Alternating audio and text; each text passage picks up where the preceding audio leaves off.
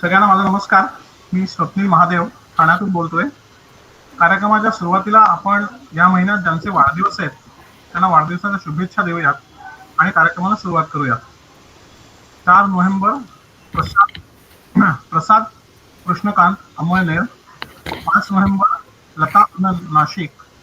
5 November Deepali Dilip Nashik. 8 November Tanmay Sunil Pune. 9 November doctor Shriram Dattatray Pune. 10 November Shaila Mukund Pune. 10 November Neela Ashok Mumbai. 10 November Anant Ramchandra Neral. 11 November Haribhau Yashwant Pune. 14 November Shyamala Athavale Joshi. 15 November Seema Dattatray Pune. 16 November Atul Anand Pune. 16 November Arjun Ajay Pune. 18 November Abhiram Arun Mumbai. 19 November Archana Athavale Shahane Mumbai. 19 November Manjusha Vartak Athavale Pune. 19 November Avinash Dattatray Pune. 21 November Max Laxman Mulund. 22 November Sai Ajit Pune. 24 November Ajit Dilip Pune. 24 November Laxman Pune. 24 November Sujata Girish Alibag. 25 November Padmanabh Mahesh Pune. 27 November Sachin Govind. आणि आज 26 November Ashok Moreshwar Vadodara. Aparna Mangesh Amravati आणि अस्मिता प- आठवले पळशीकर 26 तारीख. या सगळ्यांचे आज वाढदिवस आहेत. या सगळ्यांना आपल्या परिवारातर्फे वाढदिवसाच्या हार्दिक शुभेच्छा. आणि आता मी सतीश काकांना विनंती करतो की त्यांनी कार्यक्रमाची सूत्र हातात घ्यावी. खूपच जणांचे वाढदिवस या महिन्यात आहेत असं दिसतंय. अं, 27 सर्वांना वाढदिवस आहेत आज या महिन्यात. 27 नाव आहे. ठीक आहे, म्हणजे खूप खूप स्वप्ना आठवले. आठवलेंचं नाव राहिलं. स्वप्ना आठवलेंचं नाव राहिलं. हो, अच्छा. सपोज तुझ्या यादीत नाही का? नाही काका, यादीत जेवढी नावं आहेत ती सगळी घेतली मी. ओके. It's okay. ज्यांचा वाढदिवस आहे या महिन्यात त्या सगळ्यांना आठवले परिवारातर्फे हार्दिक शुभेच्छा. आपल्या आठवले सांस्कृतिक मंचाचा हा 32वा कार्यक्रम आहे. सलगपणे एकही महिना खंड न पाडता आपण आतापर्यंत 31 कार्यक्रम सादर केले. दरवेळेला नवीन विषय, नवीन वक्ता ही परंपरा आपण याही वेळेला पाळली आहे. आजच्या वक्त्यांचा मी परिचय करून देतो. आजच्या वक्त्या आहेत डॉक्टर सौ रोहिणीताई आठवले आणि त्यांचा आजचा विषय आहे त्वचादान व अवयवदान. अगदी वेगळा विषय आहे. अवयवदान याविषयी आपल्याला थोडीफार माहिती आजकाल वर्तमानपत्रातून मिळते, पण त्वचादान याविषयी फारसं कोणाला माहिती नाही आहे. रोहिणीताईंनी मुंबई विद्यापीठातून बॉटनी हा विषय घेऊन MSc केले आणि त्या मुंबई विद्यापीठाच्या सुवर्णपदक विजेते आहेत. त्यांना गव्हर्नमेंट टॅक्सीला फेलोशिप ही मिळाली होती. त्यानंतर पुणे विद्यापीठातून प्लांट टिश्यू कल्चर हा विषय घेऊन त्यांनी डॉक्टरेट मिळवली. सध्या त्या पुण्यामध्ये आठवले क्लासेस यांच्या ॲडमिनिस्ट्रेटर म्हणून काम बघतात. गेली 12 वर्ष त्या 11वी-12वीच्या विद्यार्थ्यांना वनस्पतीशास्त्र म्हणजे बॉटनी शिकवत आहेत. त्याच्याशिवाय पुण्याच्या ज्ञानप्रबोधिनी या सुप्रसिद्ध शाळेत त्या sexuality education and anti addiction drive for adolescent, म्हणजे रफली जर मराठीत बोलायचं तर पौगंडावस्थेतील मुलांना लैंगिक शिक्षण आणि त्या संदर्भातील घातक सवयी याविषयी मार्गदर्शन करतात. 2018 साली त्यांनी बर्ड पेशंट म्हणजे भाजलेल्या रुग्णांसाठी कुमुदिनी मेमोरियल पब्लिक चॅरिटेबल ट्रस्ट स्थापन केला. त्या त्याच्या संस्थापिका आणि अध्यक्ष आहेत. या ट्रस्टद्वारे त्या त्वचादान या विषयावर ठिकठिकाणी व्याख्यानं देऊन समाजात जागरूकता निर्माण करण्याचं काम करतात. रोहिणीताई, मी सूत्र तुमच्याकडे देतो, तुम्ही सुरू करू शकता. हो, धन्यवाद. तर आता आजचा विषय वेगळा आहे, त्वचादान आणि अवयवदान असं आपण म्हणतोय. पण त्याचबरोबर सुरुवातीला माझ्या स्लाईडमध्ये पहिल्या बघितलं तर थोडंसं मी अग्निप्रतिबंधन या विषयावरती पण बोलणार आहे. याचं कारण त्वचादानाची गरज का आहे हे कळण्यासाठी थोडीशी ती बॅकग्राऊंड आवश्यक असेल असं वाटलं, आणि ट्रस्टच्या कामाबद्दल थोडीशी एक सुरुवातीला ओळख करून देते. माझा आवाज येतोय ना सगळ्यांना व्यवस्थित?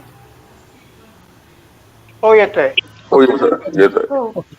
तर आणि कुमुदिनी, हां, तुमचा व्हिडिओ ऑन केलात तरी चालेल.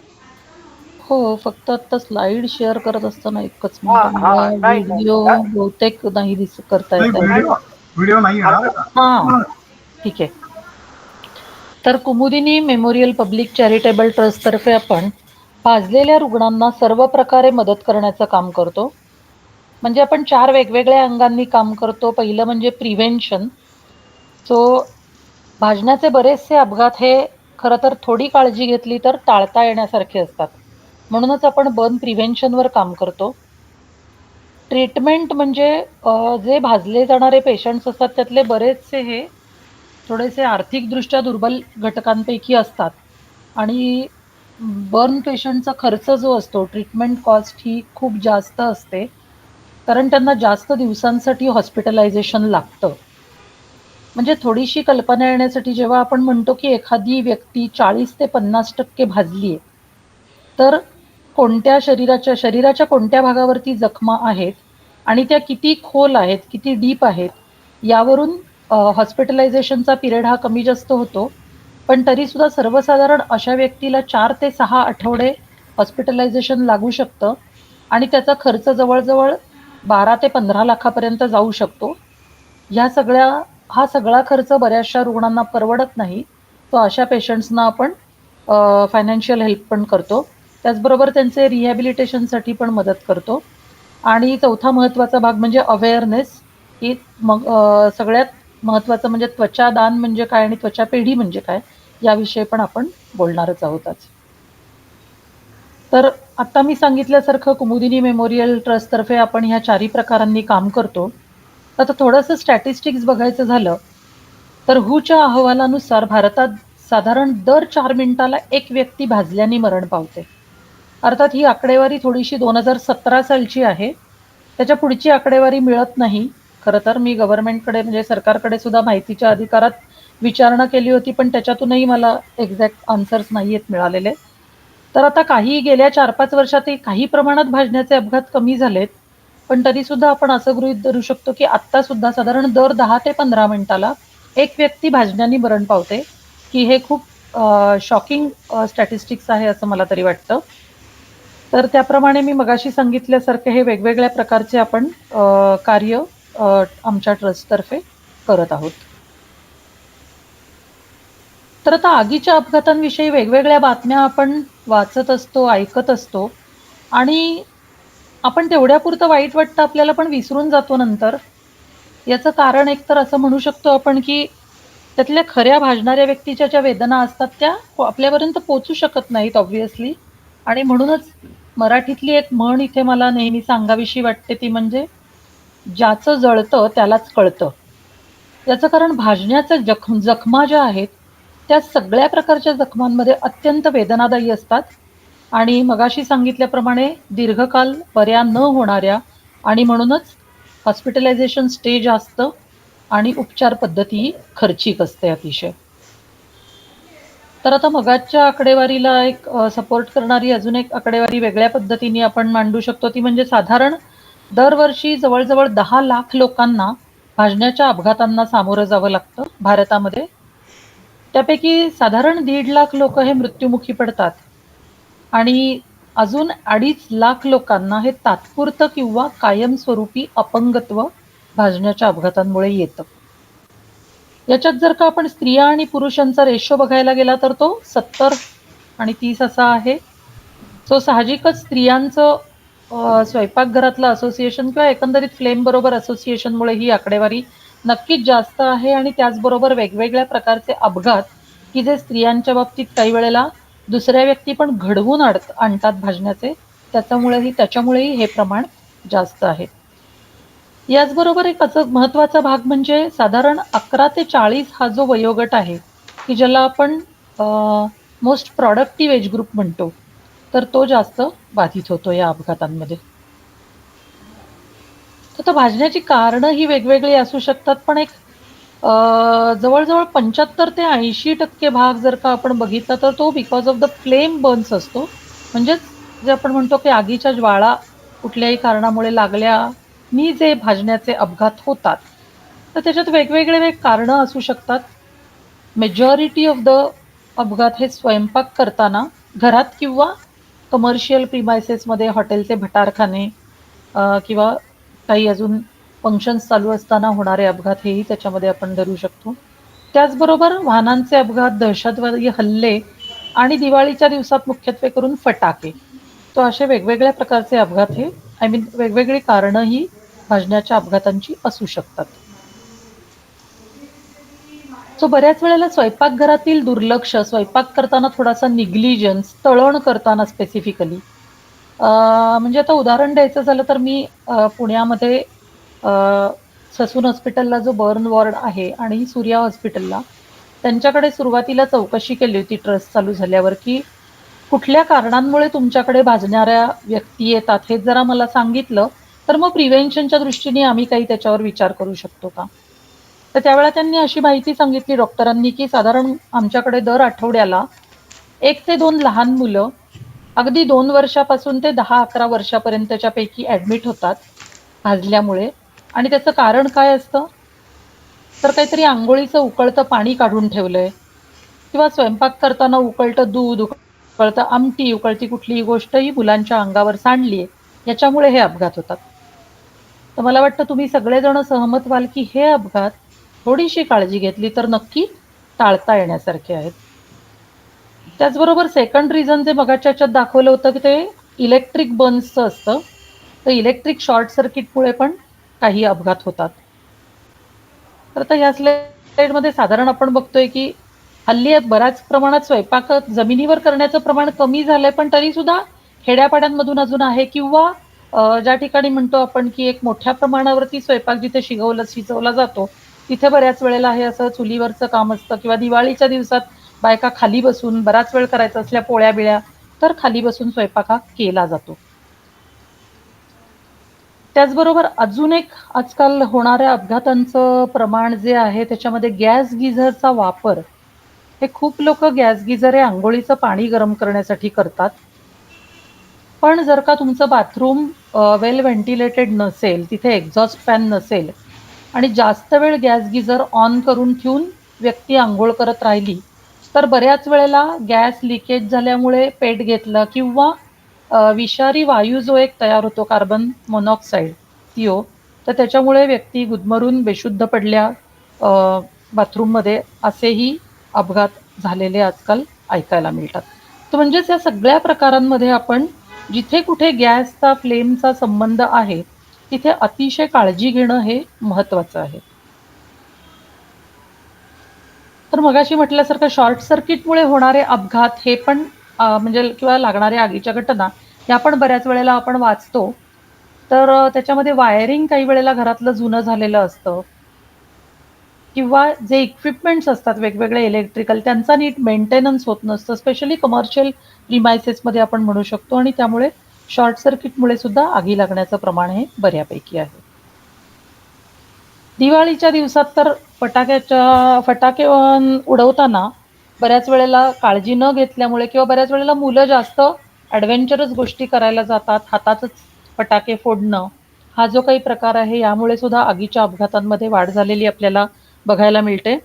12 नोव्हेंबरला आत्ताच म्हणजे ह्या वेळेला दिवाळी जेव्हा लक्ष्मीपूजनाचा दिवस होता, तर 2 दिवसांनी पुण्यातल्या अग्निशमन दलाने एक वृत्त प्रसिद्ध केलं होतं. त्याच्यात 12 नोव्हेंबरच्या दिवशी संध्याकाळी 7:30 वाजल्यापासून 11:30 पर्यंत रात्री म्हणजे 4 तासामध्ये 25 ठिकाणी पुण्यात आगीच्या घटनांची नोंद झालेली होती.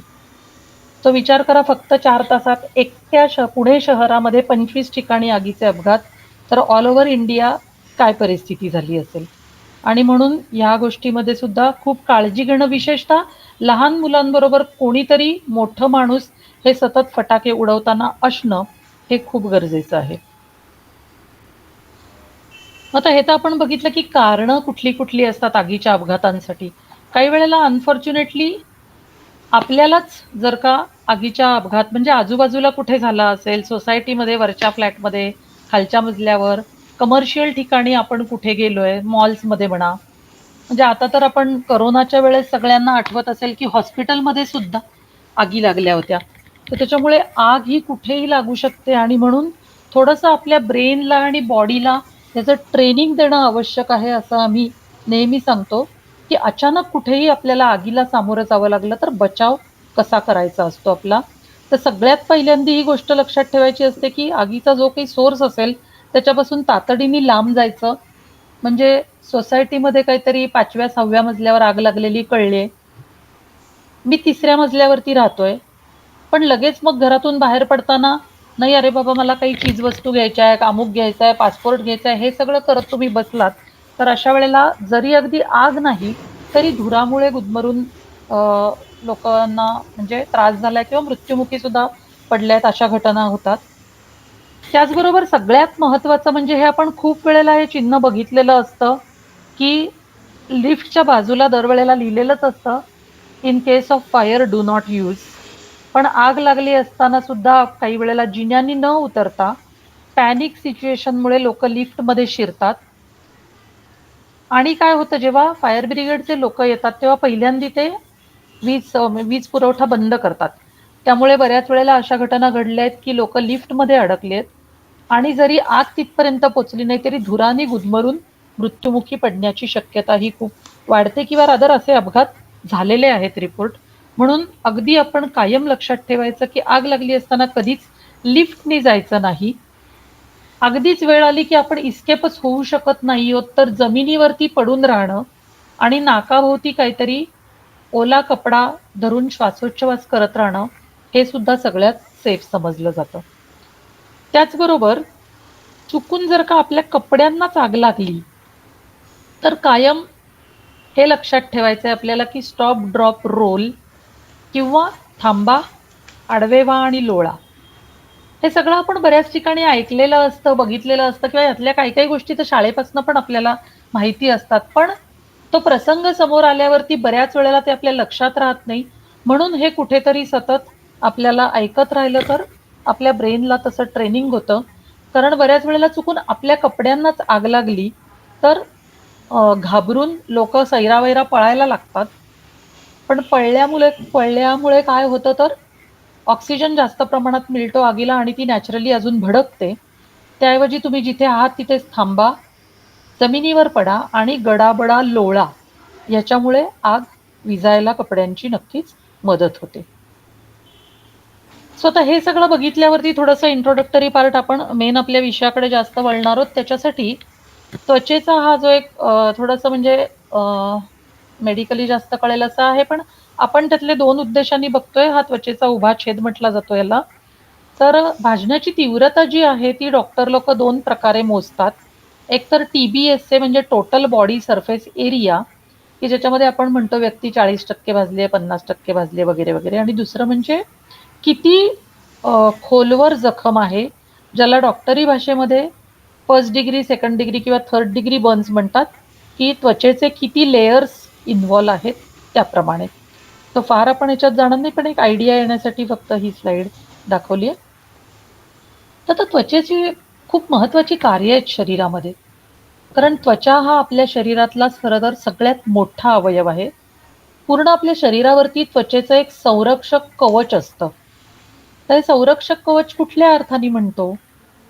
तर जेव्हा त्वचा त्याला कुठल्याही प्रकारची जखम झालेली नाहीये, त्यावेळेला ती आपल्या शरीराची फर्स्ट लाईन ऑफ डिफेन्स असं म्हटलं जातं. म्हणजेच आजूबाजूच्या कुठल्याही असणाऱ्या जीवजंतूंना शरीरात प्रवेश करण्यापासून रोखण्याचं सगळ्यात महत्त्वाचं काम हे त्वचा करत असते.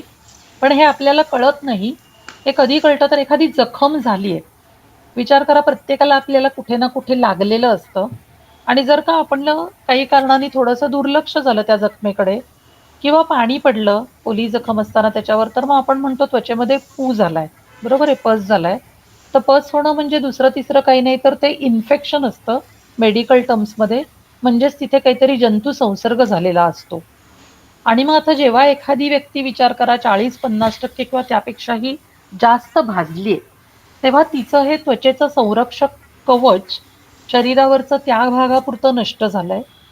त्यामुळे त्या सगळ्या भागातून जंतू प्रवेश करणार आहेत शरीरात आणि म्हणून फार मोठ्या प्रमाणात जंतू संसर्ग होणं आणि त्याच्यामुळे कॉम्प्लिकेशन्स निर्माण होणं हे भाजलेल्या रुग्णांना सगळ्यात काय म्हणता येईल, अतिशय बिकट आव्हान असतं त्या लोकांसाठी. त्याचबरोबर ही बाकीची त्वचेची कार्य आपल्याला माहिती आहेतच. जर का आपण भाजण्याचे परिणाम बघायचे झाले, तर आम्ही असं म्हणतो की एखादी भाजलेली व्यक्ती जी असते, जास्त प्रमाणात असेल त्याबद्दल बोलतोय आपण. किरकोळ लागलं असेल, भाजलं असेल आणि ते लवकर बरं झालं तर जे फार परिणाम होत नाहीत. पण 50% किंवा त्यापेक्षा जास्त भाजलेल्या व्यक्ती ही सगळ्याच अंगांनी उद्ध्वस्त होते. म्हणजे काय तर शारीरिकरित्या नक्कीच, कारण तिला वेगवेगळ्या जखमा झालेल्या असतात. मानसिक याचं कारण बऱ्याच वेळेला भाजण्याच्या ॲक्सिडेंटचा जो काही एक धक्का असतो किंवा ट्रॉमा असतो, तो पटकन न विसरता येण्यासारखा असतो. खूप जास्त दिवस या लोकांना काउन्सेलिंग लागू शकतं. आर्थिकदृष्ट्या मी मगाशीच सांगितलं की ट्रीटमेंट जी आहे ती खूप खर्चिक आहे. आणि सामाजिक याचं कारण काय, तर भाजलेल्या म्हणजे जखमा जरी बऱ्या झाल्या तरी त्याचे जे स्कार्स असतात, त्याचे जे व्रण असतात ते आयुष्यभर राहू शकतात. आता आपण ऐकतो की बऱ्याच प्रमाणात कॉस्मेटिक सर्जरी आहे किंवा प्लास्टिक सर्जरी आहे, त्याच्यानी या जखमांचे व्रण हे झाकले जाऊ शकतात. पण पुन्हा ट्रीटमेंट कॉस्ट त्याच्यामध्ये वाढणार आहे आणि ती सगळ्यांनाच परवडणारी असते असं नाही. आता रुग्णांवर उपचार करतानाच्या वेगवेगळ्या स्टेट्स आहेत, पण त्यातला आपल्या दृष्टीने महत्त्वाचा भाग जो आहे तो म्हणजे त्वचारोपण. पण त्याच्यात आपल्याला हेही एक लक्षात घ्यायला पाहिजे की बऱ्याच वेळा डॉक्टरांना सुद्धा चॅलेंज असतं बर्न पेशंट ट्रीट करणं हे. आणि अनफॉर्च्युनेटली फेल्युअर्स जास्त असल्यामुळे बरेचसे डॉक्टर सुद्धा भाजलेल्या रुग्णांवरती उपचार करायला तयार नसतात किंवा बऱ्याचशा हॉस्पिटलमध्ये भाजलेल्या रुग्णांना ट्रीटमेंट दिली जात नाही. हे धक्कादायक असलं तरी हे सत्य आहे. फॉर एक्झाम्पल पुण्यामध्ये जवळजवळ 250 ते 300 हॉस्पिटल्स आहेत, ज्यापैकी फक्त 2 हॉस्पिटलमध्ये बर्न वॉर्ड आहे आणि तिथेच रुग्णांना ॲडमिट करून घेतलं जातं किंवा ट्रीटमेंट दिली जाते. याचं कारण एक थोडंसं असं आहे की जे मी म्हटलं की डॉक्टर मगाशी तयार नसतात, त्याला जितकं भाजण्याचं प्रमाण जास्त, आकडेवारी असं सांगते की जेव्हा व्यक्ती 50 किंवा 60% पेक्षा जास्त भाजते, तेव्हा त्यातनं ते रिकव्हरी होणं हे खूप अवघड असतं. Of course depends on his age, कुठल्या अवयवांना जास्त जखमा झाल्या आहेत आणि त्या किती खोल आहेत. पण सगळ्यात त्यातलं महत्त्वाचं कारण 100% मृत्यू आपण जे म्हणतो त्याचं, मगाशी मी सांगितल्यासारखं इन्फेक्शन किंवा जंतू संसर्ग. जितक्या जास्त प्रमाणात त्वचेची हानी झाली असते, तितक्या जास्त प्रमाणात इन्फेक्शन हे लवकर होऊ शकतं आणि ते जेव्हा आतल्या ऑर्गन्सपर्यंत स्प्रेड होतं सगळ्या, तेव्हा ते कंट्रोल करणं हे डॉक्टरांसमोर सुद्धा चॅलेंज असतं आणि म्हणून हा मृत्यूचा आकडा नेहमीच वाढतो अशा रुग्णांच्या बाबतीत. मग तर मी म्हटल्यासारखं डॉक्टरांसमोर सुद्धा ती ट्रीटमेंट हे खूप चॅलेंज असतं आणि त्याचबरोबर जे आपण सुरुवातीला बोललो ह्या सगळ्या गोष्टींमुळे भाजणाऱ्या रुग्णांची ट्रीटमेंट हे खरोखरी एक बिकट आव्हान दोघांसाठी होऊन बसतं. मग आता थोडीशी आकडेवारी जी मी आत्ता सांगितली पुण्यातली, तीच परिस्थिती ही सगळ्या भारतभर आहे. प्राथमिक आरोग्य केंद्रांमध्ये पुन्हा भाजणाऱ्या रुग्णांवरती उपचार करण्याची सुविधा नसते. पूर्ण देशामध्ये आपण बघितलं तर फक्त 67 रुग्णालयांमध्ये प्रॉपर बर्न वॉर्ड्स आहेत किंवा जिथे 35 ते 40% वर जखमी असलेले रुग्ण ॲडमिट करून घेतले जातात. त्यातली 30 शासकीय रुग्णालय आहेत आणि 37 खाजगी आहेत. त्यामुळे खाजगी रुग्णालयांमध्ये पुन्हा ट्रीटमेंट कॉस्ट हा एक विषय महत्त्वाचा असणार आहे. आणि ह्या रुग्णालयांमधली उपलब्धता आपण बघितली बेड्सची तर 1340 साधारण नॉर्मल बेड्स आणि 300 ICU बेड्स उपलब्ध आहेत. ते भाजण्याच्या अपघातांचं प्रमाण आपण सुरुवातीला बघितलं त्याप्रमाणे खरं तर आवश्यकता आहे ती जवळजवळ 6000 बेड्सची आणि 800 ICU बेड्सची. आणि म्हणूनच ट्रीटमेंट वेळेत न मिळाल्यामुळे सुद्धा मृत्यूचं प्रमाण वाढतं किंवा हॉस्पिटलायझेशनचा स्टे वाढतो. एक उदाहरण द्यायचं झालं तर 2.5-3 वर्षापूर्वी आमच्याकडे ट्रस्टकडे एक मदतीसाठी केस आलेली होती लहान मुलीची. 3.5 वर्षाची मुलगी होती. दापोलीला राहणारी मुलगी होती. असंच काहीतरी आई मोदक तळत होती आणि मुलगी बाजूला उभी राहून ते बघत होती स्टुलावरती ओट्याच्या जवळ.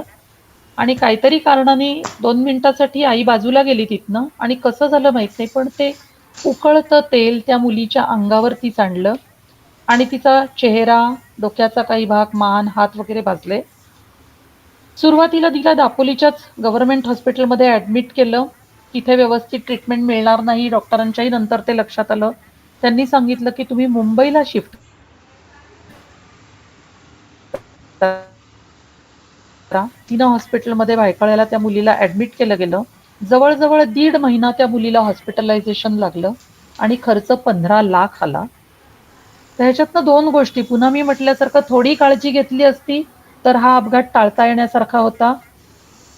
जवळच्या कुठल्याही रुग्णालयात सुविधा उपचाराची उपलब्ध नाही म्हणून तिला मुंबईपर्यंत येण्यात जो काही पहिला 5-6 दिवसाचा महत्त्वाचा ट्रीटमेंट पिरियड लॉस झाला, त्याच्यामुळे तिचा हॉस्पिटलायझेशनचा स्टे वाढला, खर्च वाढला प्रमाणात, सगळंच.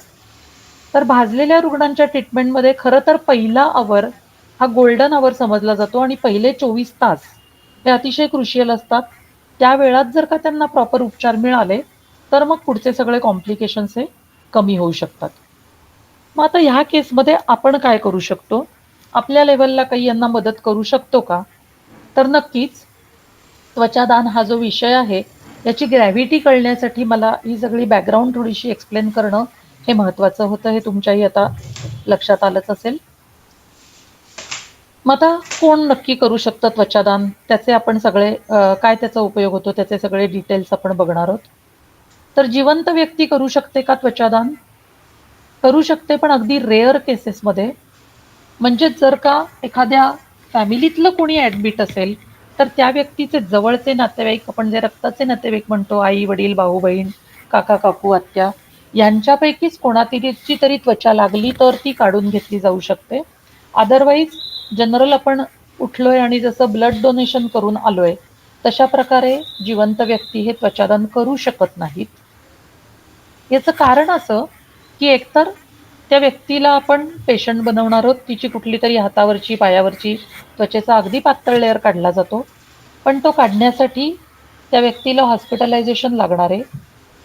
ते ऑपरेशनच आहे, सो तिला भूल द्यावी लागणार आहे. ऑपरेशन थिएटरमध्ये ती प्रोसेस होणार आहे आणि पुन्हा त्या व्यक्तीची स्वतःची त्वचा येईपर्यंत साधारण 15 ते 20 दिवसाचा पिरियड जातो. त्या दिवसात त्या व्यक्तीला इन्फेक्शन होऊ नये ह्याच्यासाठी सांभाळावं लागतं. सो हे सगळे जे आहेत गोष्टी ह्या टाळण्यासाठी म्हणून जिवंत व्यक्तीकडून त्वचादान हे अगदी अनअवॉइडेबल परिस्थितीमध्येच घेतलं जातं. पण मृत व्यक्ती किंवा ब्रेन डेड जे आपण म्हणतो आजकाल, म्हणजे काय तेही डिटेल्स आपण बोलणार आहोत पुढे, यांच्यापैकी कोणीही सहजगत्या त्वचादान हे करू शकतं नक्कीच. मग त्याची प्रोसिजर काय आहे किंवा त्याचे नियम काय आहेत हे पण आपण बघूयात. तर 18 वर्षावरील कोणतीही निरोगी व्यक्ती मृत्यू पश्चात किंवा ब्रेन डेड झाल्यास त्वचादान करू शकते. जेव्हा आपण निरोगी म्हणतो तेव्हाच म्हणजेच तिला कुठल्याही प्रकारचे संसर्गजन्य आजार नसावेत, HIV, कॅन्सर, हिपॅटायटिस, STDs किंवा त्वचेचे कुठलेही आजार हे जर का नसतील तर अशी व्यक्ती नक्कीच त्वचादान करू शकणार आहे. आता पद्धत काय आहे? तर त्वचादान घेताना सुद्धा डॉक्टर ही पूर्णपणे काळजी घेतात की मृतदेहाची कुठल्याही प्रकारे विटंबना होऊ नये. म्हणून चेहऱ्यावरची किंवा दर्शनी भागावरची त्वचा कधीच काढली जात नाही, तर फक्त पाठीवरची, मांडीवरची आणि पायांवरची त्वचा काढली जाते. त्यात सुद्धा त्वचेचा वरचा 1/8 भाग. मगाशी जो आपण त्वचेचा सेक्शन बघितला त्याच्यामध्ये आयडियली त्वचेचे 8 लेयर्स असतात, तो फक्त त्यातला वरचा टॉपमोस्ट लेअर म्हणून 1/8 भाग हाच फक्त काढून घेतला जातो. त्याच्यासाठी जे तज्ज्ञ डॉक्टर असतात त्वचा पेढीतले, त्वचा पेढी म्हणजे काय हे पण सांगणार आहे, त्यांना आपण इन्फॉर्म केल्यावरती ते घरी येतात त्यांना आपल्याला 2च गोष्टी द्याव्या लागतात, घरी किंवा हॉस्पिटलमध्ये. म्हणजे जिथे एखाद्या व्यक्तीचा मृत्यू झालाय, त्या ठिकाणी ही तज्ञ डॉक्टरांची टीम येते.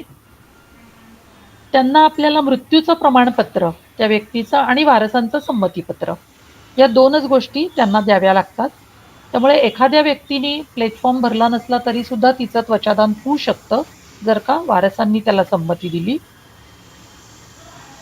तर हे जे दिसतंय ह्याला ॲपॅरेटस जे आहे त्याला डर्मॅटोम असं म्हणतात, ज्याच्यानी अशा प्रकारे त्वचेचा अगदी एक पातळ लेयर हा पायांवरचा किंवा पाठीवरचा काढून घेतला जातो. त्या ठिकाणी परत बँडेज केलं जातं आणि अ, मृतदेह हा नातेवाईकांच्या ताब्यात दिला जातो. ती जी त्वचा आहे ती मग त्वचा पेढीमध्ये आणली जाते आणि निर्जंतुक वातावरणामध्ये त्याच्यावरती काही प्रक्रिया केली जाते आणि एका विशिष्ट यंत्रातून त्याला अशा प्रकारे जाळी पाडली जाते. म्हणजेच जसं एक आपण ड्रेसिंगसाठी गॉज क्लॉथ वापरतो, त्या पद्धतीने हे त्वचा ड्रेसिंग म्हणून वापरता येईल अशा प्रकारे तिची तयारी केली जाते.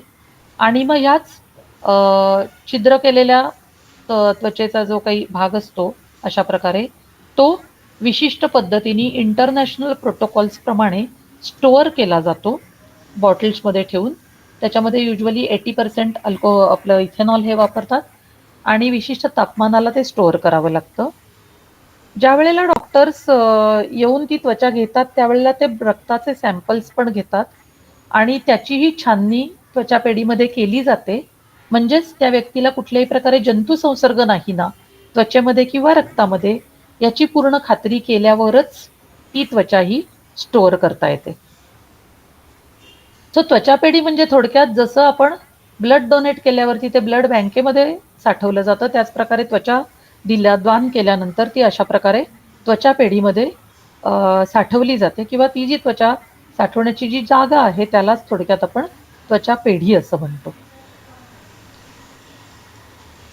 तर मग आता ही जी त्वचा पेढीमध्ये त्वचा साठवून ठेवले ह्याचा उपयोग कोणाला होणार आहे? तर ह्याचा उपयोग हा आपण जे मगाशी बघितलं की भाजलेल्या रुग्णांच्या ज्या जखमा आहेत त्या लवकर भरून येण्यासाठी त्यांना स्किन ड्रेसिंग किंवा ज्याला आपण त्वचारोपण म्हणतो त्याचा सगळ्यात जास्त फायदा होतो. यामुळे काय होतं तर जंतू संसर्ग होण्याचे चान्सेस खूप कमी होतात त्यांचे. त्यामुळे त्यांच्या जखमा लवकर भरून येतात आणि त्यांचा हॉस्पिटलायझेशनचा स्टे कमी होतो, त्याची कॉस्ट कमी होते.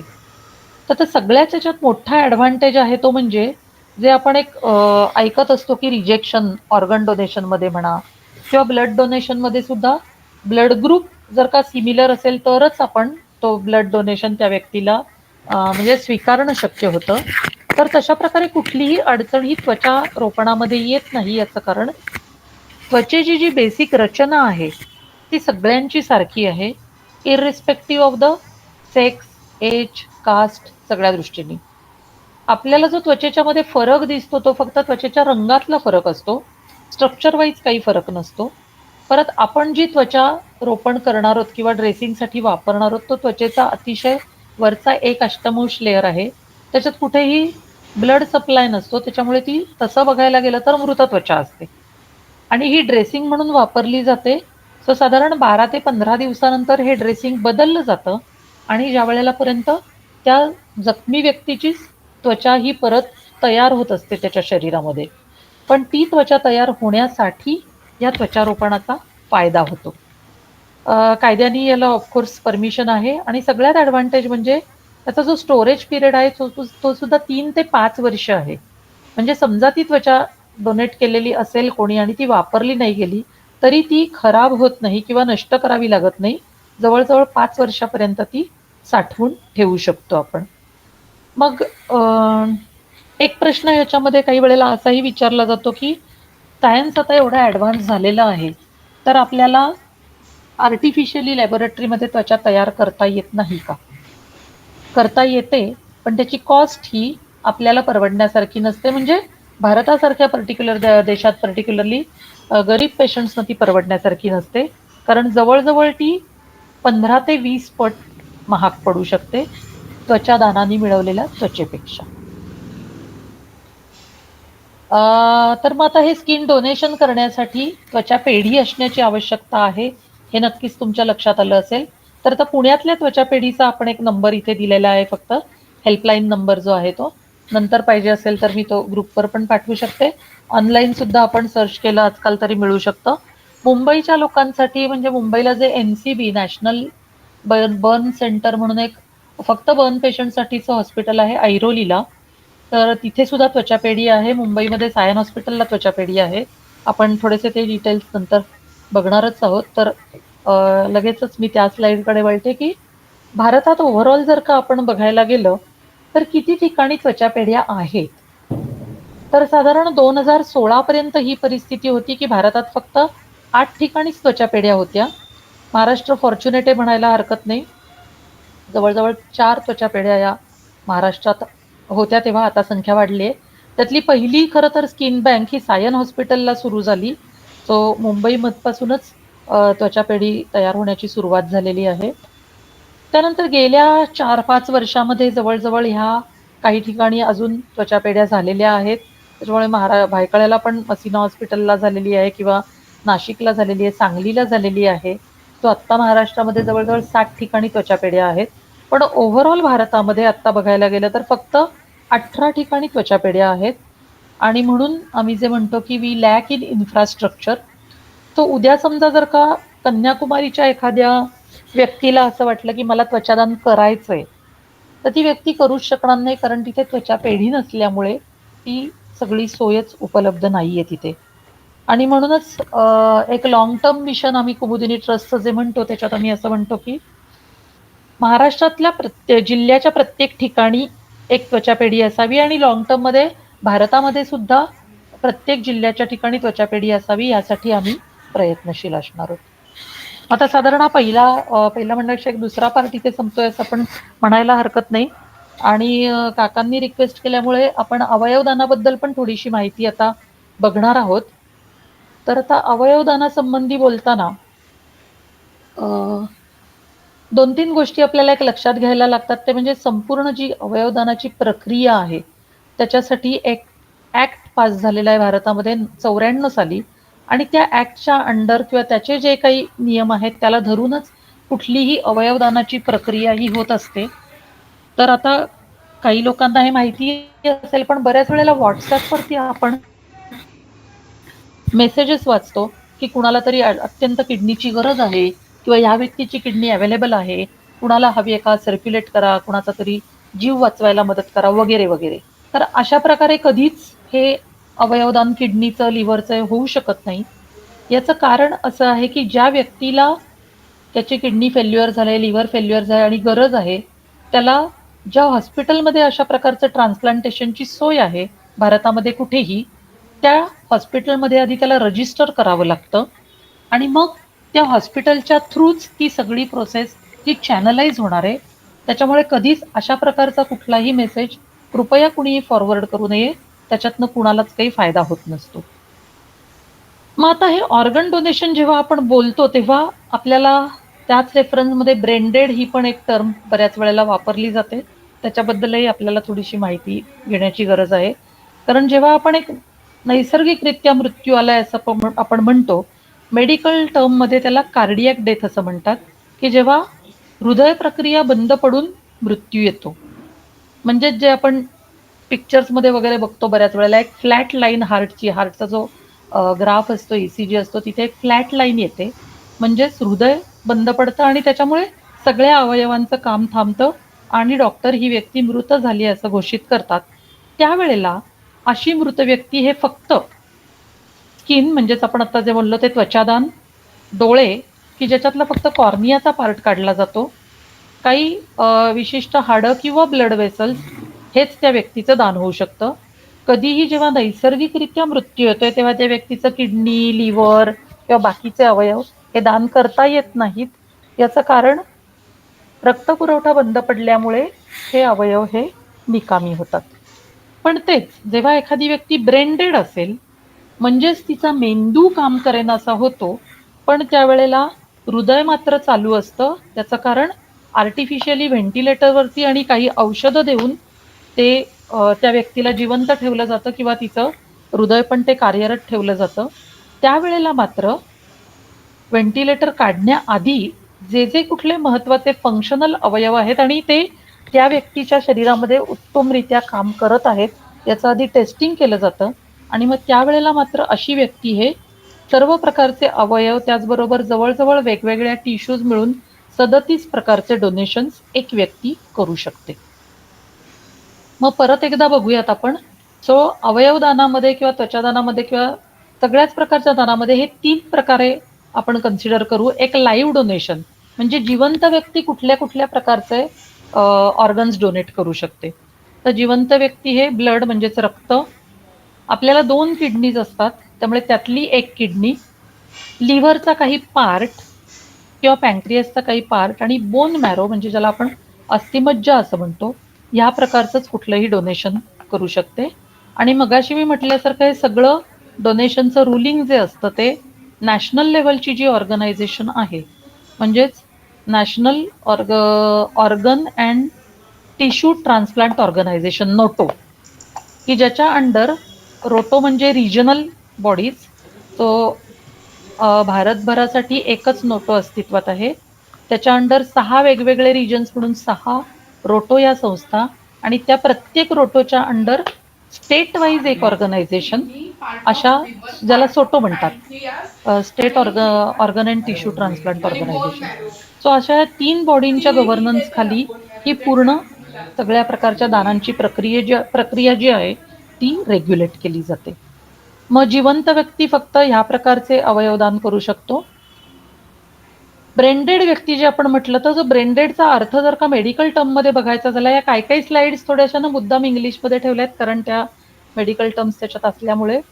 तर एक कमिटी असते डॉक्टरांशी ज्याच्यात एक 4-5 प्रकारचे वेगवेगळ्या लेवलचे डॉक्टर्स किंवा कपॅसिटीमधले डॉक्टर्स इन्व्हॉल्व असतात आणि ते 12 प्रकारच्या वेगवेगळ्या टेस्ट्स करतात ज्याच्यामध्ये 2 न्यूरोफिजिशियन पण इन्व्हॉल्ड असतात आणि त्या सगळ्या प्रकारच्या टेस्टचे रिझल्ट्स हे परत 6 तासाच्या इंटरवलनी रिपीट करावे लागतात आणि ते जेव्हा सगळे निगेटिव्ह येतात तेव्हाच ती व्यक्ती ही ब्रेनडेड म्हणून घोषित केली जाते, की विच कन्फर्म्स परमनंट, इररिव्हर्सिबल आणि complete loss of brain function. So बऱ्याच वेळेला ह्याच्यामध्ये कोमामध्ये असणं एखादी व्यक्ती म्हणजे ब्रेनडेड का अशी एक शंका विचारली जाते. तर कोमा आणि ब्रेनडेड हे वेगळं आहे कारण कोमामधली व्यक्ती ही कधीही तिचं ब्रेन फंक्शन रिगेन झालं तर ती परत शुद्धीवर येऊन सगळे तिचे व्यवहार नॉर्मल प्रमाणे करू शकते, पण ब्रेनडेड व्यक्तीच्या बाबतीत अशी शक्यता कधीच नसते. सो अशी ब्रेनडेड व्यक्ती मगाशी म्हटल्यासारखं हे वेगवेगळ्या प्रकारचे सगळे अवयवदान हे करू शकते. आणि मृत्यू पश्चात मात्र कोणतीही व्यक्ती फक्त आपण मगाशी बोललो तसं डोळे, त्वचा, ब्लड वेसल्स आणि बॉडी किंवा काही बोन्स याचंच दान करू शकते, ज्याला सुद्धा वेगवेगळे लिमिट्स आहेत. सो डोळे आणि स्किनच्यासाठी 6 तासाच्या आत ती प्रक्रिया होणं हे आवश्यक असतं. आता अजून एक डोनेशनचा प्रकार याच्यामध्ये इन्व्हॉल्व तो म्हणजे बॉडी डोनेशन किंवा ज्याला देहदान म्हणतात. मृत्यू पश्चात संपूर्ण बॉडी ही दान करायची, तर ती मेडिकल इन्स्टिट्यूटला म्हणजे जे डॉक्टर्स तिथे शिकणारे आहेत त्यांच्या अभ्यासासाठी वापरली जाते. सो पुण्यामध्ये ह्या 5 ठिकाणी बॉडी डोनेशन हे स्वीकारलं जातं. मुंबईमध्ये पण अशीच वेगवेगळी बरीचशी हॉस्पिटल्स आहेत रेकग्नाइज्ड आहेत की जिथेच फक्त बॉडी डोनेशन स्वीकारलं जातं. युजली ज्या हॉस्पिटल्सना काय आपण म्हणू मेडिकल कॉलेज अटॅच्ड आहे तिथे हे बॉडी डोनेशन स्वीकारलं जातं. जनरल तुम्ही कुठल्याही हॉस्पिटलमध्ये जाऊन चौकशी केलीत की आम्हाला बॉडी डोनेट करायचं आहे तर तिथे ती ॲक्सेप्ट होईलच असं नसतं. आता हे जे आपण म्हणतोय त्याच्यासाठी अजून एक आपण विचारला जाणारा प्रश्न म्हणजे मग आम्हाला प्लेटफॉर्म याच्यासाठी सगळ्यासाठी भरणं आवश्यक असतं का? तर प्लेटफॉर्म्स हे त्वचादानासाठी तुम्ही भरू शकता, अवयवदानासाठी भरू शकता.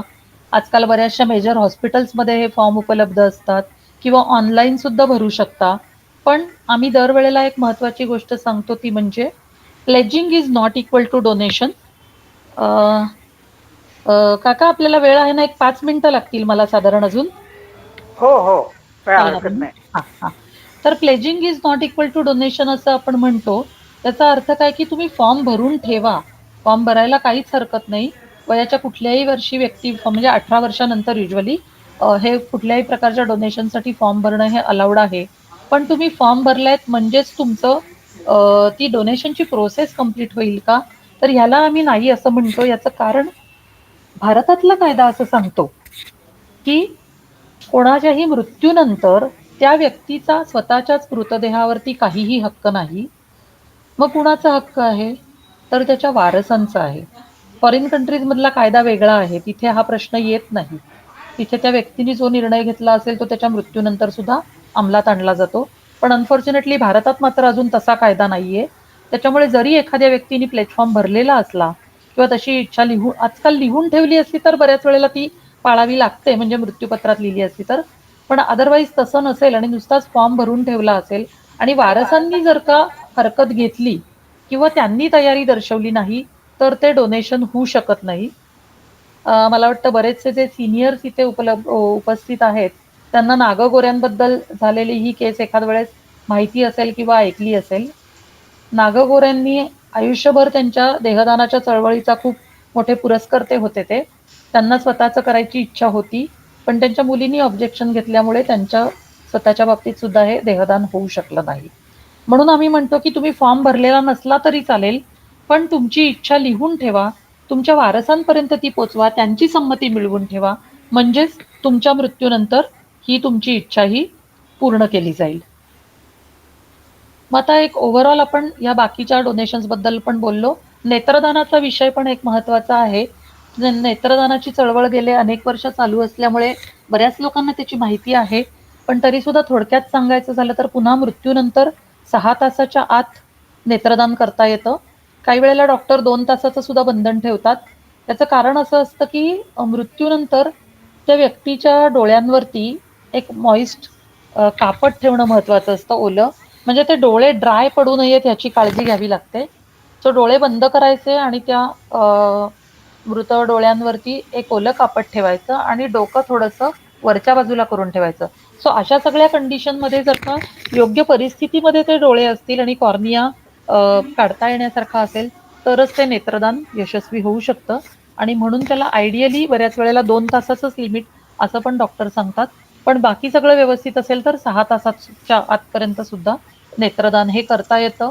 बऱ्याचशा हॉस्पिटल्सला आजकाल आय बँक अटॅच्ड असतात, त्याच्यामुळे ती नेत्रदानाची प्रक्रिया ही तशी अतिशय सोपी झालेली आहे. मग आता ह्याच्यानंतर आपण थोड्याशा आपल्या मूळ विषयाकडे म्हणजे त्वचादानाकडे थोडंसं वळलं तर मी जे मगाशी सांगितले लॅक्युने बरेच आहेत. अजून सुद्धा ह्याच्यात बरीच इन्फॉर्मेशन देता येण्यासारखी आहे खरं तर, पण वेळेच्या अभावी आपण काही काही गोष्टी या अजून बोललेलो नाही होत आत्ता. तर जे मी म्हटलं मगाशी की प्रत्येक डिस्ट्रिक्टच्या ठिकाणी एक चांगल्या हॉस्पिटलमध्ये बर्नवर्ड सुस्थितीमध्ये असणं आणि त्याला अटॅच स्किन बँक असणं, या सगळ्या गोष्टी असण्याची ही खूप आवश्यकता आहे भारतामध्ये. आणि त्या दृष्टीने कुमुदिनी ट्रस्टतर्फे आम्ही वेगवेगळे प्रयत्न करत आहोत. पण असं वाटतं की आम्ही जे प्रयत्न करतोय ते अगदी काय म्हणता येईल, ग्रॅव्हिटी बघायला गेलं तर समुद्रामध्ये एखादा बिंदू इतकंच आमच्या कामाचं स्वरूप आहे आता. आणि म्हणून we really need a public movement, public support at a very large scale to achieve all our goals. For example की आता मगाशी मी जे सांगितली ॲक्सिडेंटची केस दापोलीहून मुंबईला आणावं लागणं. सो ह्यासारखे प्रकार नक्कीच टाळता आले तर तो जो काही रेशो आहे 60% अबव बर्न्स आणि 100% डेथ हा कुठेतरी आपण कमी करू शकू. आणि म्हणून मग त्याच्यासाठी ॲडव्हान्स्ड ॲम्ब्युलन्स फॅसिलिटीज, गरज पडली तर एअरलिफ्ट करणं पेशंट. स्पेशली समजा एखादा मोठा टेररिस्ट अटॅक झाला किंवा बॉम्बलास्ट झाले, गाड्यांचा वगैरे काही ॲक्सिडेंट झाला तर तिथे हे भाजल्यामुळे जखमी होणारे लोक जास्त त्यांचं प्रमाण असतं आणि त्यावेळेला त्यांना पटापट्टी मेडिकल फॅसिलिटी उपलब्ध होणं हे आवश्यक असतं. आणि म्हणून तसं इन्फ्रास्ट्रक्चर तयार करण्याची गरज आहे. त्याचप्रमाणे एक नॅशनल बर्न रजिस्ट्री आपल्या इथे नाहीये आता, तीही असण्याची आवश्यकता आहे. म्हणजे जे खरे आकडे आहेत बर्न पेशंट्सचे तेही कळू शकतील. एक विषय याच्यात बोलायचा राहिला, जस्ट आठवण आली म्हणून सांगते जाता जाता की ॲसिड बर्न्स हे पण आपण आजकाल खूप ऐकत असतो, ॲसिड हल्ले, की ज्याच्यामुळे सुद्धा हे बर्नचं प्रमाण वाढतं आणि त्या पेशंटची स्थिती तर अतिशय दयनीय असते. बऱ्याच करेक्टिव्ह सर्जरीज लागतात त्यांना, पण तरीसुद्धा अजून हे ॲसिड हल्ल्यांचं प्रमाण कमी होत नाही आहे. अनफॉर्च्युनेटली भारताचा पहिला नंबर आहे ॲसिड अटॅक्समध्ये आणि स्टॅटिस्टिक्स असं सांगतं की जवळजवळ दर 2 दिवसात एक ॲसिड हल्ला होत असतो. तर मग एक थोडंसं आम्ही म्हणतो की दानाचं महत्त्व आपल्या संस्कृतीत तर खूप पूर्वीपासून सांगितलेलं आहे. आपण सगळे वेगवेगळे लहानपणापासून महाभारतातले किंवा पुराण काळातले वेगवेगळ्या राजांचे दाखले ऐकत मोठे होतो, की कशा प्रकारे दान वेगळं वेगळं केलेलं आहे. मला कर्णाची नेहमी आठवण होते. कवच कुंडल ज्यांनी जी दान केली होती त्याची आपण कंपॅरिझन ही त्वचादानाशी करू शकतो. आणि जर का आपण कुठल्याच प्रकारचे दान केलं नाही तर आपल्या बॉडीचं शेवटी काय होणार आहे, तर तिची राखच होणार आहे किंवा पुरली जाणार आहे. त्याच्याऐवजी आपण कोणाचा तरी जीव वाचवायला मदत करू शकतो. म्हणून नक्कीच आपण ह्याच्याबद्दल विचार करूयात सगळ्यांनी. आणि एक शेवटचंच स्लाइड दाखवते आणि थांबते. तर मग कशा प्रकारे आपण मदत करू शकतो इनडायरेक्टली, याच्यासाठी आम्ही 3 सोर्सेस सांगतो.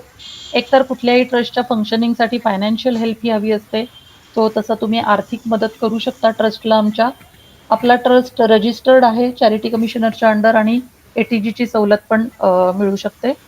आमच्याबरोबर तुम्ही व्हॉलेंटियर म्हणून जॉईन होऊ शकता आणि हे जे आम्ही वेगवेगळ्या प्रकारचं काम करतोय त्याच्यात तुम्ही सहभाग घेऊ शकता. पर्टिक्युलरली जे यंग व्हॉलेंटियर्स आहेत त्यांना मी आवाहन करेन. आणि तिसरा भाग म्हणजे rational decision of skin donation. म्हणजे आपण हे सगळ्या गोष्टी ऐकतो तेव्हा आपल्याला त्याचं खूप महत्त्व पटतं, पण जेव्हा ते प्रत्यक्षात त्याचं येण्याचं प्रमाण हे जर का बघायला गेलं तर खूप कमी आहे. भारतामध्ये अगदी 1% सुद्धा कमी लोक हे त्वचादान करतात.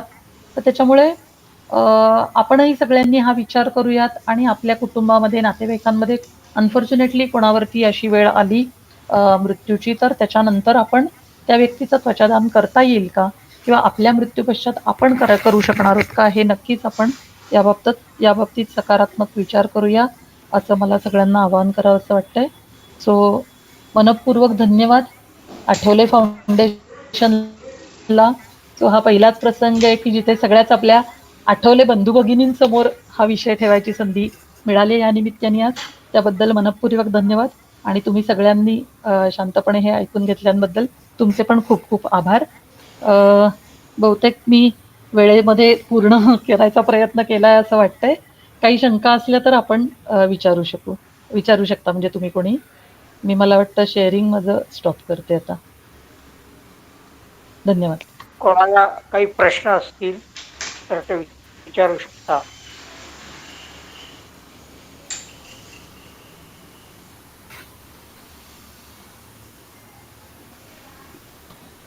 मी सतीश आठवले. हो, नमस्कार. नमस्कार. मी आता माझा तसा प्रश्न नाहीये, पण माझी सून डॉक्टर स्वप्ना आठवले ही प्लास्टिक सर्जन आहे. अरे वा, छान. आणि तिने MCH करताना बंगलोरला तिने MCH केलं, तर she was attach to the burn wards majorly तिथल्या व्हिक्टोरिया जुबिली याला. आणि इथे सुद्धा आता परवा दिवाळीत सुद्धा त्याच्यावेळेस फटाक्याचे इन्सिडेंट झाले, त्यावेळेस शी हॅड टू गो टू, ती ज्युपिटरला हे अटॅच्ड आहे, तर शी हॅड टू गो. अँड ती सांगत होती की 10-12 पेशंट लाईन लावून बसलेले होते बर्न हे झालेले. आणि अशी परिस्थिती नुसते एका ह्याच्यावर 3 दिवस ती सतत दिनानाथ नाही तर याच्यामध्ये जाऊन त्या बर्न पेशंटला ट्रीट करत होती. अनफॉर्च्युनेटली आज ती याला जॉईन होऊ शकली नाही. पण एखादं लेक्चर, म्हणजे आता I will ask her also, की आपण आणखीन ती असं मिळून combined lecture on this subject would be more beneficial, कारण she has got a practical experience आहे. नक्कीच, बरोबर आहे. Treating burn patients. हो. So I will request sir, आणि तसं जर झालं तर we can have sometimes in the future a lecture, combined lecture on how the burns patients are treated and what is the importance of this त्वचादान दान, हे आपल्याला जास्त हे होऊ शकतं. थँक्यू. मी हरिभाऊ आठवले बोलतोय. हो, नमस्कार. नमस्कार. मला एकच फक्त सूचना करायची आहे, आणि तो माझा पर्सनल अनुभव आहे, त्याच्यावरून मी ती मांडतोय.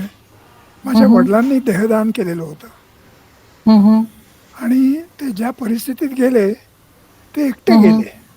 त्यांच्या आसपास कोणी नव्हतं. मी मुंबईला होतो, माझी आई पुण्याला होती आणि माझे वडील उगारला होते.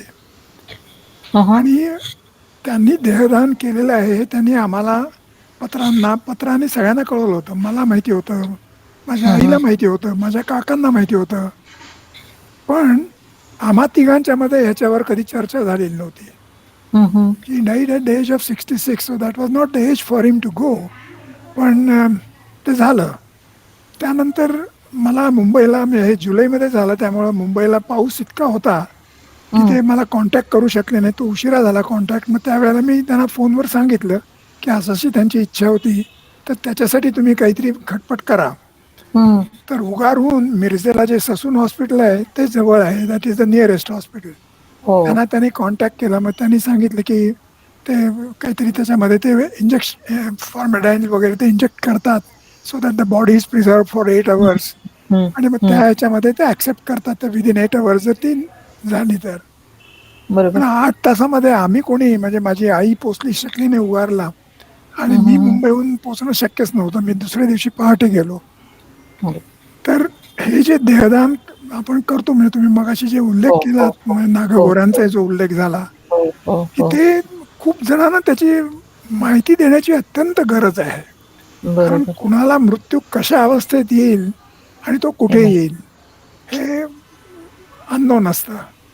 आणि ते जर त्या माणसाची ती जर इच्छा पूर्ण व्हायची असेल, तर हा जो सपोर्ट त्याला लागतो, ही जी काही सपोर्ट सिस्टीम आहे आपली, आणि त्याच्याबद्दल उघडपणे बोललं गेलं पाहिजे, जे अर्थात आमच्या बाबतीमध्ये झालं नाही. कारण मला त्यांनी पत्राने कळवलं त्यावेळेला, म्हणजे मला असं वाटलं की why is talking about his death at the young age, असं म्हणून मी त्याच्यावर फारसं काही माझ्या आईबरोबर मी शेअर केलं नाही, माझ्या काकांबरोबर शेअर केलं नाही. Same thing happen with them.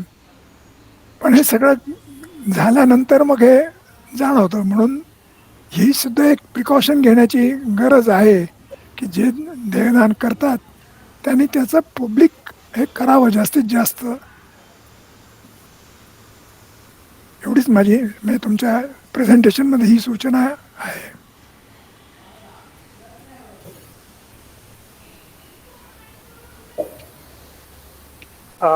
रोहिणीताई, एक प्रश्न माझा आहे.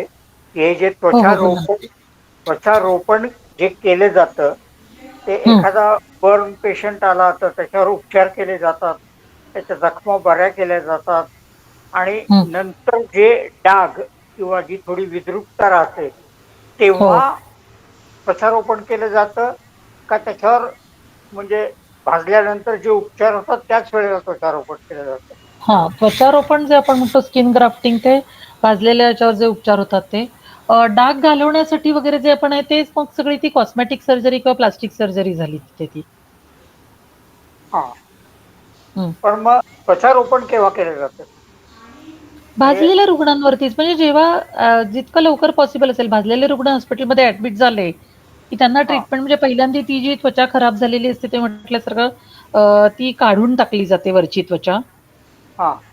तिथे अँटीबायोटिक्स लावले जातात, आणि मग जितक्या लवकर शक्य असेल तितक्या लवकर बाकीचे सगळे, म्हणजे तपशिलांचा विचार करून ते डॉक्टर ते डिसिजन घेतात की अगदी दुसऱ्या तिसऱ्या दिवशी सुद्धा ते त्वचारोपण करू शकतात. अच्छा. आणि आता तुम्ही म्हणालात की पुण्यामध्ये सुद्धा एकच त्वचा पेढी आहे. बरोबर. हॉस्पिटलची. आता पुण्याच्या बाहेर एखादा जर भाजलेला रुग्ण असेल तर जसं अवयवदानाच्या बाबतीत ग्रीन कॉरिडॉर तयार करून हृदय किंवा किडनी वाहतूक केली जाते, तशी इथल्या पेढीतून त्वचा तिकडे नेता येत नाही का? म्हणजे रुग्णाला इकडे आणायला लागतं का? नाही, त्वचा पेढीतून त्वचा पाठवली जाऊ शकते भारतभर कुठेही. तो पुण्यातून, म्हणजे तो जर का रुग्ण दुसऱ्या ठिकाणी बर्न वॉर्डमध्ये कुठे ऍडमिट असेल आणि त्यांनी तशी हे रिक्विजिशन पाठवली त्वचा पेढीकडे, तर ती त्वचा ट्रान्सपोर्ट केली जाऊ शकते कुठे, त्याला काही प्रॉब्लेम येत नाही त्याचा. फक्त तिथे तो, म्हणजे त्या प्रकारचे सर्जन कोणीतरी उपलब्ध असले पाहिजे. हे सगळे बरोबर. ती ट्रीटमेंट अशी करू शकणारे डॉक्टर्स तसे अवेलेबल पाहिजेत तिथे, तर ती त्वचा पाठवता येते, काही त्याच्यामध्ये अडचण नसते. आणखी कोणाला काही प्रश्न आहेत?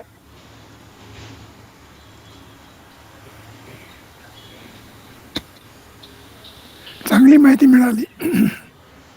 धन्यवाद.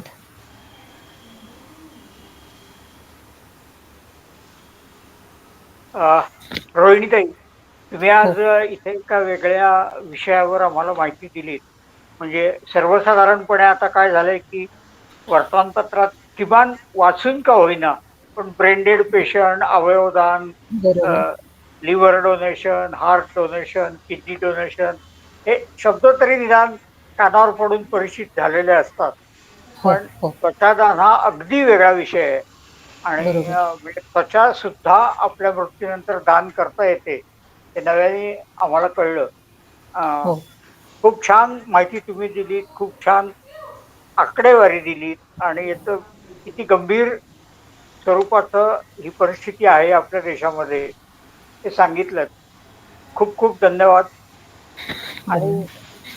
तुम्हा सगळ्यांना पण धन्यवाद मनःपूर्वक. हो, आपण आज इथे आलात.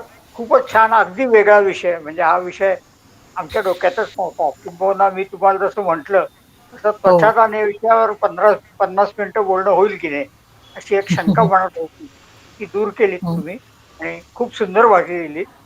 खूप खूप धन्यवाद. धन्यवाद. कोणाला काही बोलायचं आहे?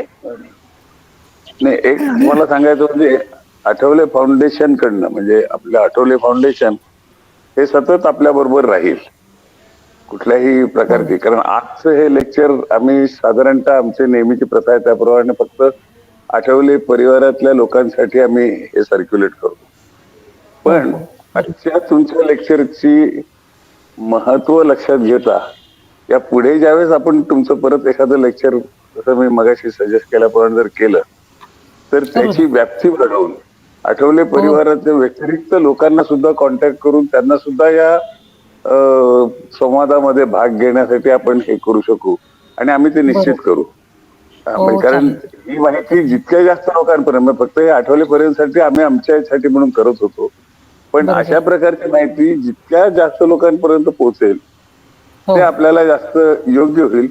तेव्हा यापुढचं लेक्चर ज्यावेळेस अशा प्रकारचं आपण अरेंज करू आणि तुम्हाला वेळ होईल त्यावेळेस आपण ज्यावेळेस करणार आहोत त्यावेळेस आम्ही ही काळजी घेऊ की हे नुसतं आठवले परिवाराचा हे न ठेवता आमच्या प्रत्येकाचे जे वेगवेगळे नातेवाईक किंवा इतर ग्रुप्स असतील त्या ग्रुप्समध्ये सुद्धा हे फैलवून त्यांना सुद्धा हे लेक्चर ऐकण्यासाठी आपण उद्युक्त करू. याद्वारे ही माहिती जरा जास्त ठिकाणी स्प्रेड होऊ शकेल. धन्यवाद.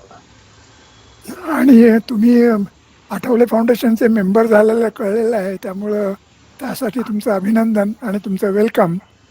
आणि मेंबर झाल्यामुळं आता तुम्हाला अधिकारवाणीनं फाउंडेशन या दृष्टीनं काय या बाबतीत मदत करू शकेल हे तुम्ही सांगू शकता? होतं मध्येच, त्याच्यामुळे मला थोडंसं मिस झालं ऍक्च्युली मधलं. Hello, hello. येतोय का आवाज? हो, येतो ना. Okay, okay.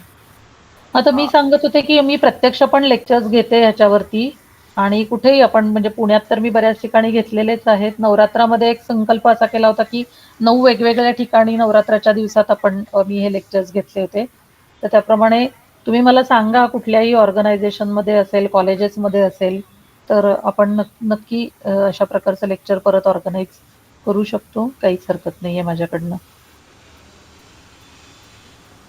रोहिणीताई, आपल्या आठवले फाउंडेशनचं एक YouTube चॅनेल आहे बरं. आणि जी लेक्चर्स आपल्या इथे ऑनलाईन अशा प्रकारे होतात हो, हो, हो. ती सगळी आपण आपल्या चॅनेलवर अपलोड करतो आणि ग्रेट. त्याची ओके.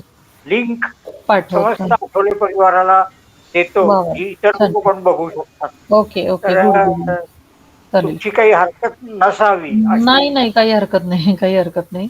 ते ते नक्की टाका आहे. आणि मलाही लिंक पाठवा म्हणजे मी पण अजून काही लोकांना पाठवू शकेन ती हा, लिंक. तुम्हाला तर पाठवूच आम्ही, पण ती सगळ्या आठवले परिवाराकडे हो, हो, पोहोचेल. हो. हो, हो, हो. हा, अगदी हा, ठीक आहे. चालणार आहे ना. काहीच हरकत नाही. आहेत माझी ह्याच्यापूर्वीची 2-3 लेक्चर्स YouTubeवर आहेत वेगवेगळ्या ह्याच्यात. हा, त्याच्यामुळे हा, चालणार आहे. माझ्याकडनं काही हरकत नाही. ठीक आहे, ठीक. कोणाला काही मुद्दा नसेल तर आपण कन्क्लूड थांबूया. करूया. हो, चालेल. धन्यवाद. धन्यवाद. शुभरात्री. नमस्कार. ओके. नमस्कार. ठीक आहे. नमस्कार, नमस्कार. हा, नमस्कार.